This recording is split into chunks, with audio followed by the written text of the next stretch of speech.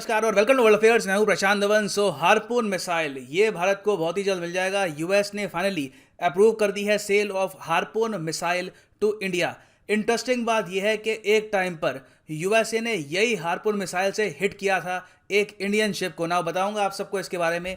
First of all यहाँ पे आप देखोगे ये आर्टिकल है US approve sale of harpoon joint common test sets complete harpoon system. यहाँ पे हमको मिलेगा वर्थ 82 मिलियन यूएस डॉलर्स। और इंडिया के लिए ये काफ़ी अच्छी बात इसलिए है क्योंकि इसको काफ़ी बार टाइटल मिल चुका है दुनिया के most successful anti ship missile का, क्योंकि दुनिया भर में आज के समय 30 देश यूज़ करते हैं हार्पून को।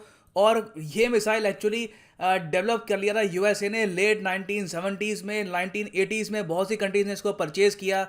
और आज भी आप अगर देखो तो 2021 में ये मिसाइल काफ़ी हद तक इम्पॉर्टेंट है। हालांकि आज के समय ये बहुत हद तक अपग्रेड भी हो चुका है। और यूएसए की तरफ से जो कंफर्मेशन है इस मिसाइल सेल की कहाँ से आई है, ये आई है फ्रॉम डीएससीए, मतलब कि पेंटागन का डिफेंस सिक्योरिटी कोऑपरेशन एजेंसी। यहाँ पे जो इनकी मेन वेबसाइट है यहाँ पर लिखा है कि India harpoon joint common test, ये जो डील है ये हो चुकी है अप्रूव। उसके अलावा कई और यहाँ पर आप देख पाओगे और डील्स लिखी है। थाईलैंड की एक डील है, इजराइल की यहाँ पर डील है, फिलीपींस की डील है, कुवैत की डील है। और यहाँ पे आप देख पाओगे ये है हार्पून मिसाइल अपने कैनिस्टर में। अब यहाँ पे आप कहोगे वेट, ये मिसाइल कैनिस्टर बेस्ड मिसाइल है। रिसेंटली आपको पता होगा हमने अग्नि मिसाइल के एक वेरिएंट को भी कैनिस्टर में फिट किया था। तो क्या यूएस हमको यहाँ पर मिसाइल के साथ कैनिस्टर सिस्टम और लॉन्च सपोर्ट सब कुछ प्रोवाइड करेगा? तो इसका आंसर है हाँ।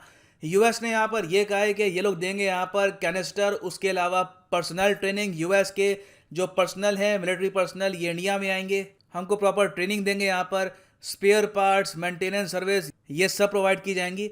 और ये मिसाइल अपने आप में बहुत स्पेशल है क्योंकि इसको आप लॉन्च कर सकते हो एक शिप से, एक एयरक्राफ्ट से या फिर इवन लैंड से। यहाँ पर आप देख पाओगे हार्पून मिसाइल यूज किया जा रहा है बाय फाइटर एयरक्राफ्ट, मगर इस मिसाइल से किसी दूसरे फाइटर एयरक्राफ्ट को आप अटैक नहीं कर सकते।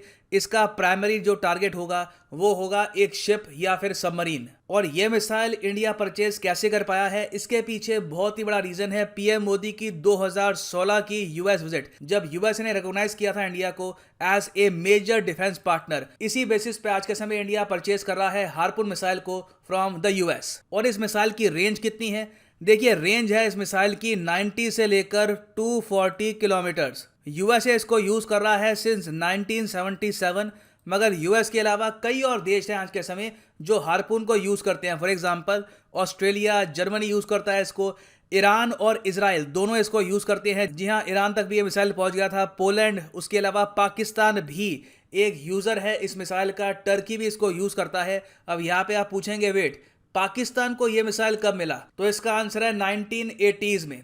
और आज भी आप अगर देखो तो पाकिस्तान विरोध कर रहा है इस मिसाइल सेल का टू इंडिया। यहाँ पे आप देखोगे वॉइस ऑफ अमेरिका का आर्टिकल है फ्रॉम 2020। पाकिस्तान ने आलोचना करी है प्रपोज्ड सेल की of US missile system to India. Harpoon missile की यहाँ पे बात कर रहे हैं और इसका रीजन ये है क्योंकि अंडर रोनाल्ड रेगन 1985 में यूएसए ने यह मिसाइल बेच दिया था पाकिस्तान को। टोटल आज के समय पाकिस्तान के पास 165 हार्पून मिसाइल, एक्चुअली नहीं, इतने मिसाइल यूएसए ने इनको सेल किए थे। आज के समय इनके पास बचे होंगे 100 के आसपास। मगर पाकिस्तान ने 2009 में करी थी एक शरारत इस मिसाइल के साथ। इन्होंने क्या किया कि इस मिसाइल को कर लिया मॉडिफाई।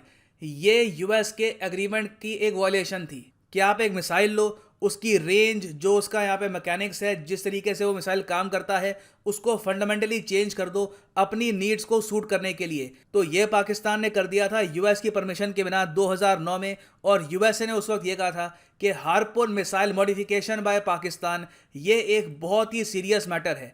अजीब बात यह है कि यूएस ने बाद में इस इशू को ज़रा रेस किया नहीं। शायद हो सकता है कि बाद में इसको लेकर दोनों गवर्नमेंट्स के बीच में कुछ सहमति हो गई हो कि पाकिस्तान यहाँ पे इस मिसाइल का एक मॉडिफाइड वर्जन इस्तेमाल करेगा। मगर सबसे अजीब बात यहाँ पे मुझे ये लगी कि जिस टाइम यूएस ये मिसाइल्स बेच रहा था पाकिस्तान को बिटवीन 1985 टू 1988, उसी टाइम एक बहुत ही अजीब सा इंसिडेंट हुआ जहां पर यूएसए ने अटैक कर दिया एक इंडियन कार्गो शिप को हार्पून मिसाइल से। यहां पे आप देखोगे ये आर्टिकल है from 1988। Navy missile accidentally hits Indian merchant ship killing one. US navy का एक जेट था F-18 हॉर्नेट, ये एक युद्ध अभ्यास में हार्पून मिसाइल को फायर कर रहा था। पास से गुजर रही थी इंडिया की एक कार्गो शिप और इस मिसाइल ने सीधा कार्गो शिप को हिट किया। यहाँ पर एक भारतीय की मौत हो गई, मगर यहाँ पर शिप डूबी नहीं। अब यहाँ पे आप कहोगे ये कौन सा हार्पून मिसाइल हो गया, दुनिया का इतना फेमस एंटी शिप मिसाइल के कार्गो शिप को हिट किया, सिर्फ एक आदमी यहाँ पर मारा गया और शिप भी नहीं डूबी।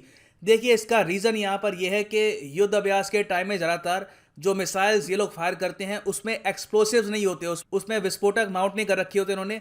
तो ये आप कह सकते हैं एक खाली मिसाइल था, मगर इसकी बॉडी ही इतनी बड़ी होती है, इतनी स्ट्रांग होती है और इतनी स्पीड से आ रहा था कि यहाँ पर एक आदमी की तो मौत हो गई।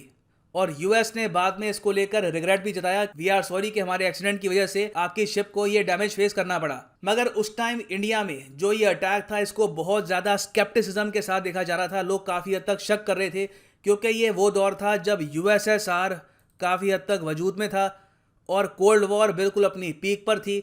और इंडिया में लोग ये मान रहे थे कि यूएस ने यहाँ पर एक मैसेज सेंड किया है कि जो मिसाइल हमने बेचा है पाकिस्तान को वो इस तरीके से काम करता है, आपकी शिप को इस तरीके से वो डिस्ट्रॉय कर सकता है। तो वो दौर कंप्लीटली डिफरेंट था।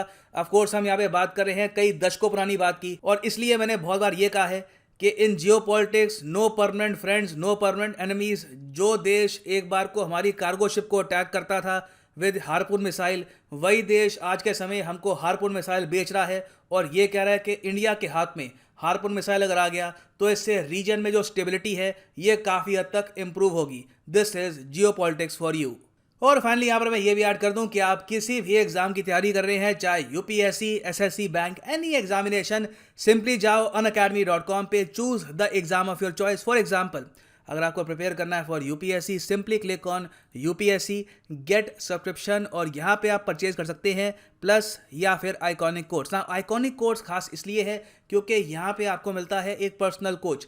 आपको शायद इंडिया में कोई भी एक प्रॉपर यूपीएससी कोर्स ना मिले जहाँ पे आपको एक पर्सनल मेंटोर मिलेगा जो इंश्योर करता है कि प्रॉपरली आप ये कोर्स फॉलो करें। ये कोर्स परचेज करने के बाद आप ढीले ना पड़ जाएं, आप क्लासेस मिस ना करनी स्टार्ट कर दें, तो पर्सनल कोच यहाँ पे इंश्योर करेगा कि आप प्रॉपरली कमिटेड रहें थ्रू आउट योर प्रिपरेशन। जो 24 महीने का कोर्स है ये भी आप परचेज कर सकते हैं अगर आपके पास टाइम है, अगर आप अभी कॉलेज स्टूडेंट हैं, आपके पास एक विजन है कि आने वाले 2 साल में मैं एक प्रॉपर अटेम्प्ट दूंगा यूपीएससी का, तो you can purchase the 24 month course as well. मगर जो प्राइस यहाँ पर लिखा है ये प्राइस पे मत कर देना, यूज करो यहाँ पे promo code PG10 and the prices will fall. So use the code PG10 and save money. So इसी नोट के साथ ये है वीडियो का अंत। Thank you for listening and as always God bless you all.